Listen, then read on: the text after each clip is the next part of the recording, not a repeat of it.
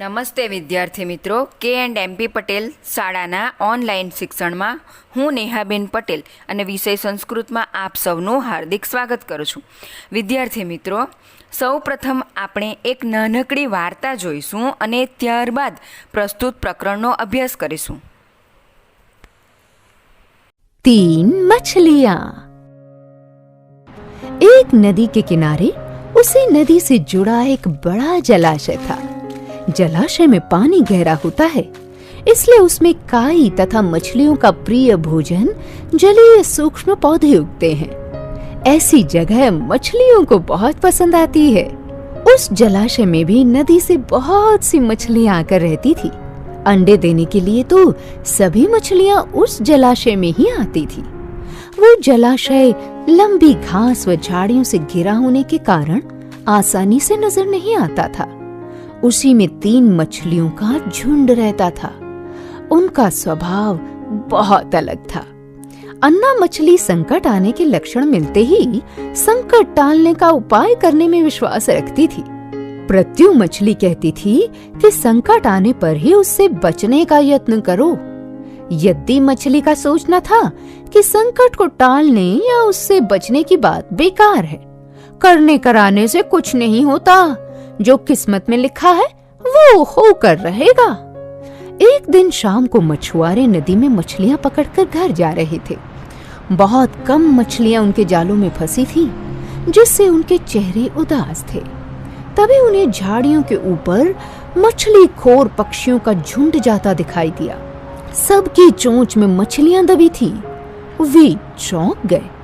एक ने अनुमान लगाया, दोस्तों, लगता है झाड़ियों के पीछे नदी से जुड़ा जलाशय है, जहाँ इतनी सारी मछलियां पल रही हैं।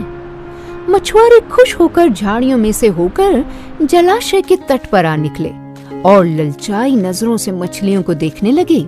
एक मछुआरा बोला, आहा, इस जलाशय में तो मछलियां भरी पड़ी हैं। आज तक हमें इसका पता ही नहीं चला। यहाँ हमें ढेर सारी मछलियां मिलेंगी। दूसरा बोला। तीसरे ने कहा, आज तो शाम गिरने वाली है, कल सुबह ही आकर यहाँ जाल डालेंगे। इस प्रकार मछुआरे दूसरे दिन का कार्यक्रम तय करके चले गए। तीनों मछलियों ने मछुआरे की बात सुन ली थी। अन्ना मछली ने कहा, साथियों, तुमने मछुआरे की बात सुन ली। अब हमारा यहाँ रहना खतरे से खाली नहीं है। खतरे की सूचना हमें मिल गई है। समय रहते अपनी जान बचाने का उपाय करना चाहिए। मैं तो अभी इस जलाशय को छोड़कर नहर के रास्ते नदी में जा रही हूँ। उसके बाद मछुआरे सुबह आए, जाल फेंके मेरी बला से। तब तक मैं तो बहुत दूर अटखेलियां कर रही होंगी। प्रत्यु मछली बोली, तुम्हें जाना है तो जाओ, मैं तो नहीं आ रही। अभी खतरा आया कहाँ है, हमें इतना घबराने की जरूरत नहीं है। हो सकता है संकट आए ही ना। उन मछुआरों का यहाँ आने का कार्यक्रम रद्द हो सकता है। हो सकता है रात को उनके जाल चूहे कुतर जाएं। हो सकता है उनकी बस्ती में आग लग जाए। भूचाल आकर उनके गांव को नष्ट कर सकता है, या रात को मूसलाधार बारिश आ सकती है और बाढ़ में उनका गांव बह सकता है। इसलिए उनका आना निश्चित नहीं है। जब वो आएंगे तब की तब सोचेंगे। हो सकता है मैं उनके जाल में ही ना फंसूं। यद्दी ने अपनी भाग्यवादी बात कही। भागने से कुछ नहीं होने वाला। मछुआरों को आना है तो वो आएंगे। हमें जाल में फंसना है तो हम फंसेंगे। किस्मत में मरना ही लिखा है तो क्या किया जा सकता है। इस प्रकार अन्ना तो उसी समय वहां से चली गई। प्रत्यु और यद्दी जलाशय में ही रहीं। सुबह हुई तो मछुआरे अपना जाल लेकर आए और लगे जलाशय में जाल फेंकने और मछलियां पकड़ने। प्रत्यु ने संकट को आए देखा तो लगी जान बचाने के उपाय सोचने। उसका दिमाग तेजी से काम करने लगा। आसपास छिपने के लिए कोई जगह नहीं थी।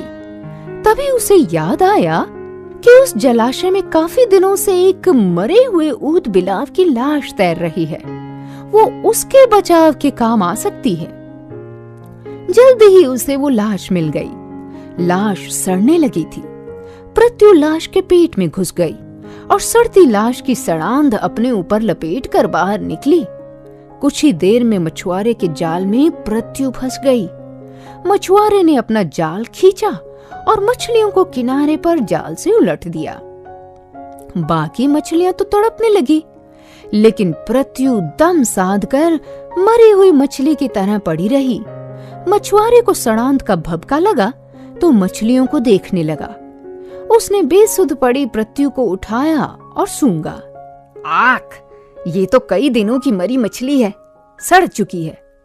ऐसे बड़बड़ाकर बुरा सा मुंह बनाकर उस मछुआरे ने पृथ्वी को जलाशय में फेंक दिया।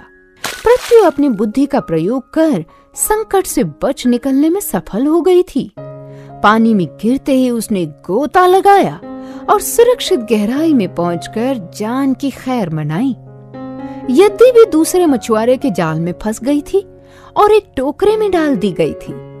भाग्य के भरोसे बैठी रहने वाली यद्दी ने उसी टोकरी में अन्य मछलियों की तरह तड़प तड़प कर प्राण त्याग दिए। दोस्तों, भाग्य के भरोसे हाथ पर हाथ धर कर बैठे रहने वाले का विनाश निश्चित है। મિત્રો, વાર્તા કેવી લાગી? આપણે આજે જે પ્રકરણનો અભ્યાસ કરવાના છે કે જે પ્રકરણનું નામ છે યદ ભવિષ્ય વિનાશયતિ, એટલે કે યદ ભવિષ્ય વિનાશ પામે છે. અને આ પ્રકરણનો પ્રકાર છે ગદ્ય. પ્રસ્તુત પ્રકરણની વાર્તા પણ કંઈક આવી જ છે. પ્રસ્તુત ગદ્યપાઠ પંચતંત્ર અને હિતોપદેશ નામના 2 ગ્રંથોના આધારે તૈયાર કરવામાં આવ્યો છે. મિત્રો, પંચતંત્રની રચના એ પંડિત વિષ્ણુ શર્મા નામના પંડિતે અમરશક્તિ નામના રાજાના 3 ઉદ્ધત, અજ્ઞાની અને મૂર્ખ રાજકુમારોને નીતિ વિષયક જ્ઞાન આપવા માટે આ ગ્રંથની રચના કરી હતી. સંસ્કૃતમાં પંચતંત્ર અને હિતોપદેશ એ પ્રાણી કથાના પ્રસિદ્ધ ગ્રંથો છે કે તેમાં પ્રાણીઓને પાત્રો તરીકે લઈને મનુષ્યને જીવનમાં ઉપયોગી ડહાપણનો બોધ ખૂબ સરળ અને સહજ રીતે આપવામાં આવ્યો છે. અને બાળકથી માંડીને વૃદ્ધ સુધી સૌ કોઈને આ વાર્તા સાંભળવી ગમે છે. તો પ્રસ્તુત પ્રકરણમાં અનાગત વિધાતા, પ્રત્યુત્પન્નમતિ અને યદ ભવિષ્ય એમ 3 માછલાની વાર્તા છે. તો માછીમારોથી બચવા માટે અનાગત વિધાતા બીજા સરોવરમાં જતું રહે છે. પ્રત્યુત્પન્નમતિ જાળમાં ફસાય છે ત્યારે પોતાની શીઘ્ર બુદ્ધિથી માર્ગ કાઢીને જાતનું રક્ષણ કરે છે. અને યદ ભવિષ્ય નામનું ત્રીજું માછલું નસીબમાં જે થવાનું હોય તે જ થાય, એટલે કે આવશે ત્યારે જોઈ લઈશું એમ વિચારી ભવિષ્યના આધારે બેસી રહીને પોતાનો વિનાશ નોતરે છે. ત્રણેય માછલાને આપવામાં આવેલા નામ પણ તેમના સ્વભાવનો નિર્દેશ કરે છે. મિત્રો, પંચતંત્રના રચનાકાળ ઈસવીસન 100 થી ઈસવીસન 500 વચ્ચેનો માનવામાં આવે છે. ભારતમાં તેમજ બીજા દેશોમાં પણ પંચતંત્રના જુદી જુદી ભાષાઓમાં અનુવાદ થયા છે અને ભારતીય સાહિત્યમાં પંચતંત્રએ ચિરંજીવી સ્થાન પ્રાપ્ત કર્યું છે. તો હવે આપણે પ્રસ્તુત પ્રકરણ જોઈશું.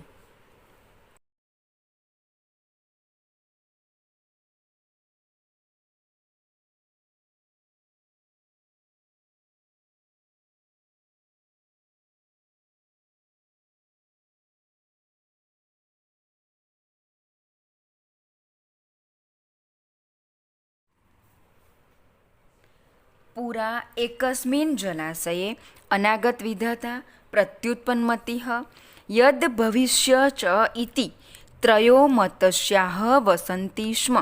પુરા એટલે કે પહેલાંના સમયમાં, એકસ્મિન જલાશય, એકસ્મિન એટલે એક, અને જલાશય એટલે જળાશયમાં અનાગત વિધાતા, પ્રત્યુત્પન્નમતિ અને યદ ભવિષ્ય નામના ત્રયો એટલે કે 3 મત્સ્યાઃ વસંતિ સ્મ.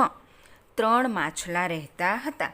કે પૂર્વે એક સરોવરમાં અનાગત વિધાતા, પ્રત્યુત્પન્નમતિ અને યદ ભવિષ્ય નામના 3 મત્સ્યો રહેતા હતા. અનાગત વિધાતા એ નામનો અર્થ જોઈએ એમ એ એક માછલાનું નામ છે, પણ આપણે એનો અર્થ જોઈએ તો જે આવ્યું નથી તેનું અનુમાન કરનારો, એટલે કે આફત આવતા પહેલાં તેમાંથી બચવાનો ઉપાય કરનાર. પ્રત્યુત્પન્નમતિ એટલે કે હાજર જવાબી, કે જેની બુદ્ધિ ત્વરિત નિર્ણય લેવા માટે સમર્થ છે તે. અને યદ ભવિષ્યનો અર્થો થાય છે કે જે ભવિષ્યમાં થનાર છે તે ભલે થાય એવું વિચારનારો. અથ કદાચિત તમ જલાશયમ દ્રષ્ટવા ધીવરેહ ઉક્તમ. અથ કદાચિત, અથ એટલે હવે અને કદાચિત એટલે એકવાર. હવે એકવાર તમ જલાશયમ દ્રષ્ટવા, તે જળાશયને જોઈને, દ્રષ્ટવા એટલે જોઈને, ધીવરેહ ઉક્તમ, ધીવરે એટલે માછીમારો અને ઉક્તમ એટલે બોલ્યા. અહો બહુમતસ્યો અયમ હદઃ. અરે આ સરોવરમાં, હદ એટલે કે સરોવર, કે આ સરોવરમાં તો ઘણા બધા માછલાઓ છે. કે એકવાર તે સરોવર જોઈને માછીમારો બોલ્યા, વાહ, આ સરોવર ઘણા માછલાઓવાળું છે. કદાચિત અપી ન અસ્માભિઃ અન્વેષિતઃ. કદાચિત અપી એટલે આપણે ક્યારેય પણ, ન અસ્માભિઃ અન્વેષિતઃ એટલે આપણે અગાઉ કદી પણ આ જોયું નથી. તદદ્યઃ આહારવૃત્તિ સજ્જતા. તદ અદ્યઃ એટલે કે તો આજે, આહારવૃત્તિ એટલે ખોરાકની, અને સજ્જતા એટલે વ્યવસ્થા થઈ ગઈ, કે આજે તો આહારની વ્યવસ્થા થઈ ગઈ છે. સ્વઃ અત્રાગમ્ય, સ્વઃ એટલે આવતીકાલે, અને અત્રાગમ્ય એટલે આવીને, તો આવતીકાલે અહીં આવીને, મત્સ્ય કુર્માદયો એટલે માછલા, કાચબા વગેરેને વ્યાપાદયિત્વ્યાહ ઇતિ નિશ્ચય મારી નાખીશું. તો આવતીકાલે આપણે અહીં આવીને માછલા, કાચબા વગેરેને જરૂર મારી નાખીશું. હવે આખા પેરેગ્રાફનું ભાષાંતર જોઈશું. કે પૂર્વે એક સરોવરમાં અનાગત વિધાતા, પ્રત્યુત્પન્નમતિ અને યદ ભવિષ્ય નામના 3 મત્સ્યો રહેતા હતા. હવે એકવાર તે સરોવર જોઈને માછીમારો બોલ્યા, વાહ, આ સરોવર ઘણા માછલાઓવાળું છે. ક્યારેય પણ આપણે આ જોયું ન હતું. તો આજે તો આહારની વ્યવસ્થા થઈ ગઈ છે.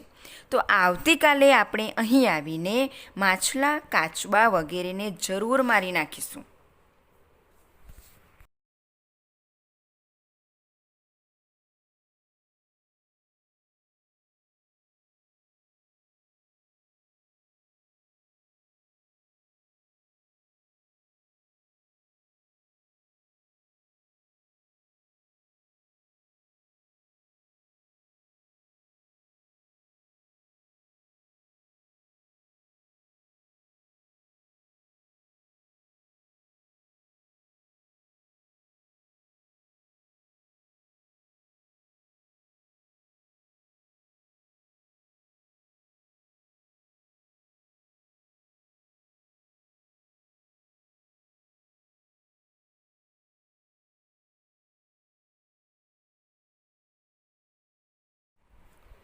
અથ તેષાં તત્કુલિશોપમં વચનમ સમાકર્ણ્ય મત્સ્યાઃ પરસ્પરમ પ્રાહુઃ શ્રુતોऽયમ ધીવરલાપઃ.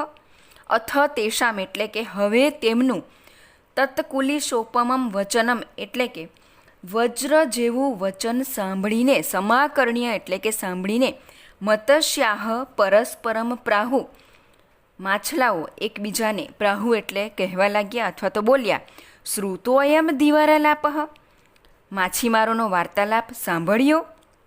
કે હવે તેમનું વજ્રની ઉપમા આપી શકાય તેવું વચન સાંભળીને માછલાએ એકબીજાને કહ્યું કે માછીમારોનો આ વાર્તાલાપ સાંભળ્યો. અધુના અસ્માભિઃ કિમ કર્તવ્યમ.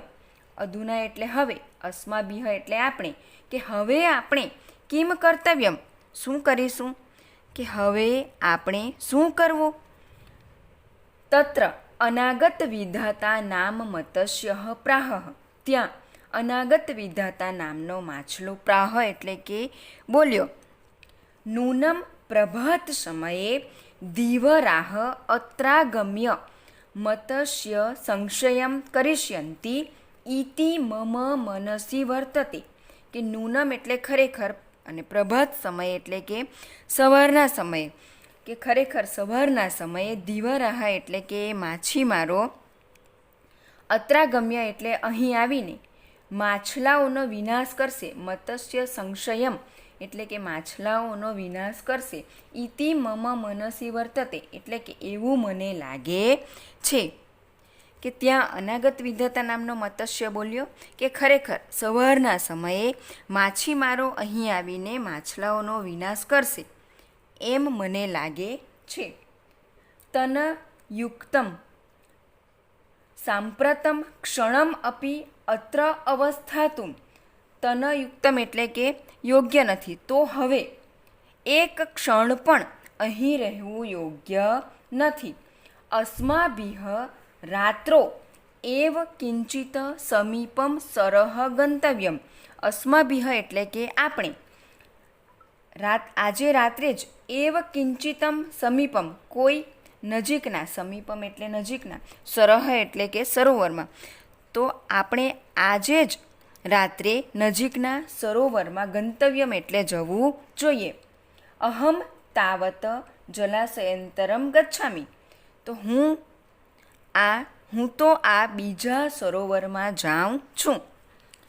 આખા ફકરાનું ભાષાંતર જોઈશું કે હવે તેમનું વજ્રની ઉપમા આપી શકાય તેવું વચન સાંભળીને માછલાએ એકબીજાને કહ્યું કે માછીમારોનો આ વાર્તાલાપ સાંભળ્યો, હવે આપણે શું કરવું? ત્યાં અનાગત વિધાતા નામનો માછલો બોલ્યો, ખરેખર સવારના સમયે માછીમારો અહીં આવીને માછલાઓનો વિનાશ કરશે એમ મને લાગે છે, તો હવે અહીં એક ક્ષણ પણ રહેવું યોગ્ય નથી. આપણે રાત્રે જ કોઈ નજીકના સરોવરમાં જવું જોઈએ. હું બીજા સરોવરમાં જાઉં છું. વિદ્યાર્થી મિત્રો, કુલિશ એટલે કે વજ્ર. વજ્ર એ ઇન્દ્રનું એક એવું ધારદાર હથિયાર છે કે જે પર્વતને પણ તોડવાની ક્ષમતા ધરાવે છે. તો માછીમારોના વચનને ઇન્દ્રના હથિયાર સાથે અહીં સરખાવવામાં આવ્યું છે. અપરહ પ્રત્યુત્પન્નમતિ પ્રાહ. અપરહ એટલે કે બીજો, પ્રત્યુત્પન્નમતિ કે બીજો પ્રત્યુત્પન્ન નામનો મત્સ્ય કહેવા લાગ્યો. ભવિષ્યદ અર્થે પ્રમાણ અભવત કુત્ર મયા ગંતવ્યમ. કે ભવિષ્યને માટે પ્રમાણનો અભાવ હોવાથી કુત્ર મયા ગંતવ્યમ મારે ક્યાં જવું? તદ ઉત્પન્ને યથા કાર્ય તદ અનુષ્ઠયમ. કે જેવી પરિસ્થિતિ ઉત્પન્ન થાય, તદ ઉત્પન્ને યથા કાર્ય તદ અનુષ્ઠયમ, કે જેવી પરિસ્થિતિ ઉત્પન્ન થાય તેવું કાર્ય કરવું જોઈએ. તથા ચ ઉક્તમ વળી કહેવાયું છે, ઉત્પન્નામ આપદામ યસ્તુ સમાધાતે સબુદ્ધિમાન.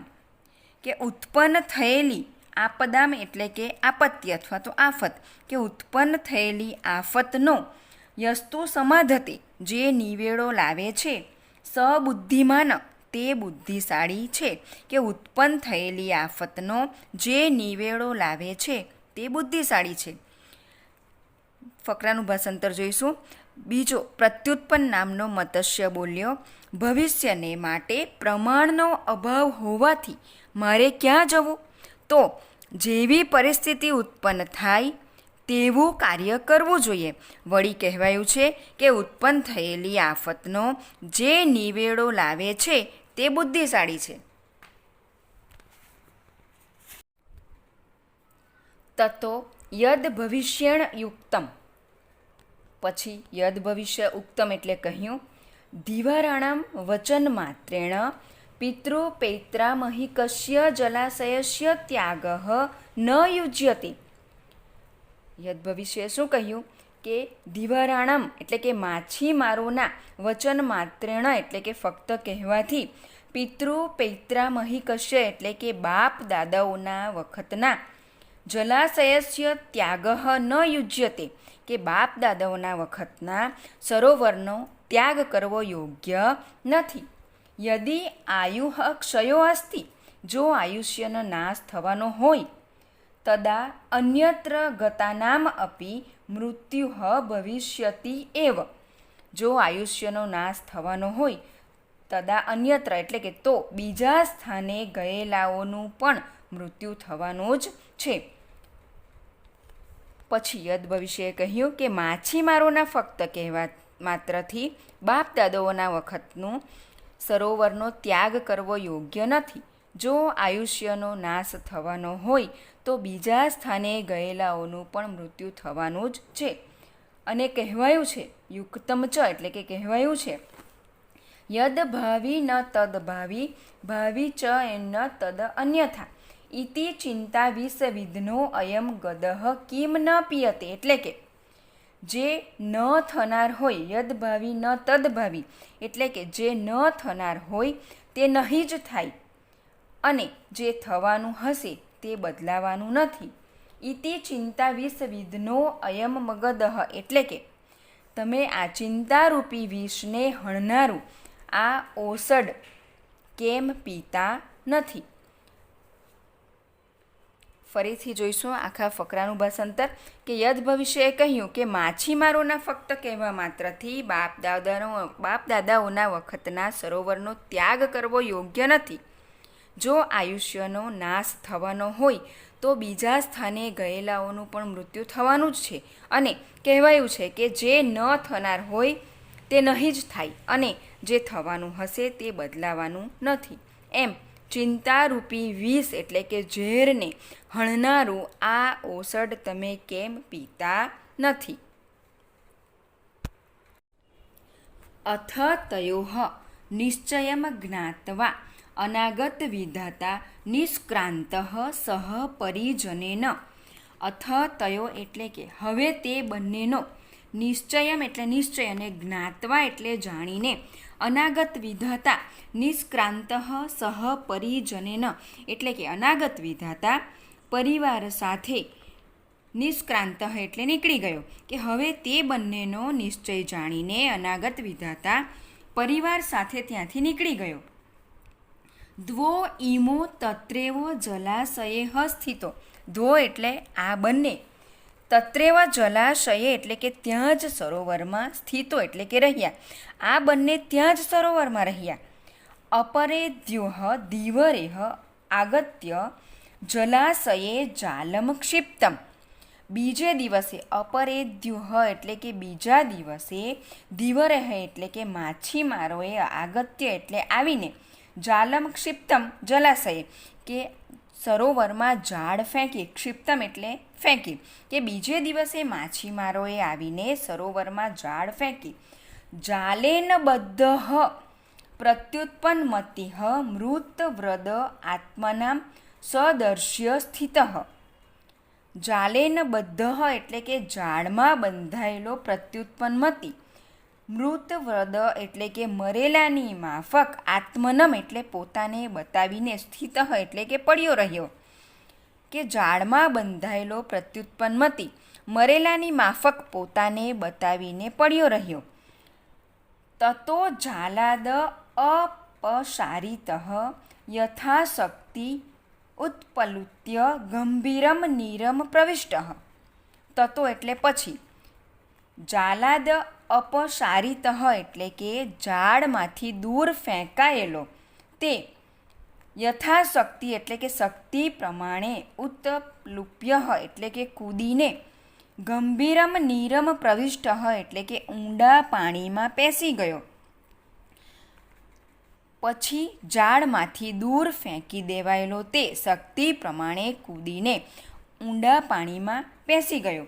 યદ ભવિષ્ય ધીવરેહ પ્રાપ્ત વ્યાપાદિત ચ કે યદ ભવિષ્યને માછીમારોએ પકડ્યો, પ્રાપ્ત એટલે પકડ્યો, વ્યાપાદિત ચ એટલે કે એને મારી નાખ્યો, અને યદ ભવિષ્યને માછીમારોએ પકડ્યો અને મારી નાખ્યો. અત એવ ઉક્તમ આથી જ કહેવાયું છે, અનાગત વિધાતા ચ પ્રત્યુત્પન્નમતિ તથા દ્વાવે તો શુકમ એધેતઃ યદ ભવિષ્ય વિનાશયતિ. એટલે કે અનાગત વિધાતા કે જે આવ્યું નથી તેનું અનુમાન કરનારો, અને પ્રત્યુત્પન્નમતિ કે જેની બુદ્ધિ ત્વરિત નિર્ણય લેનારી છે તે આ બંને સુખમ એધેતઃ એટલે કે સુખેથી વૃદ્ધિ પામે છે. અને યદ ભવિષ્યો વિનાશ્યતિ, યદ ભવિષ્ય કે જે ભાવિમાં થનાર છે તે ભલે થાય એવી વિચારધારાવાળો વિનાશ પામે છે. વિદ્યાર્થી મિત્રો, પ્રસ્તુત શ્લોકમાં અને પ્રસ્તુત પ્રકરણમાં આપણને એ બોધ મળે છે કે ભવિષ્યમાં આવનારી મુશ્કેલીઓનો ઉપાય માણસે અગાઉથી વિચારવો જોઈએ અને મુશ્કેલી આવી પડે ત્યારે પોતાની બુદ્ધિનો ઉપયોગ કરીને તેમાંથી માર્ગ શોધવો જોઈએ. માત્ર નસીબના જ આધારે બેસી રહેનાર આળસુ અને નિરઉદ્યમીની દશા યદ ભવિષ્ય જેવી થાય છે. તો વિદ્યાર્થી મિત્રો, પ્રસ્તુત પ્રકરણનું ભાષાંતર અને કઠિન શબ્દો આપ સૌએ આપની નોટમાં અવશ્ય ઉતારવા. અને આ સાથે આ પ્રકરણ અહીં પૂર્ણ થાય છે.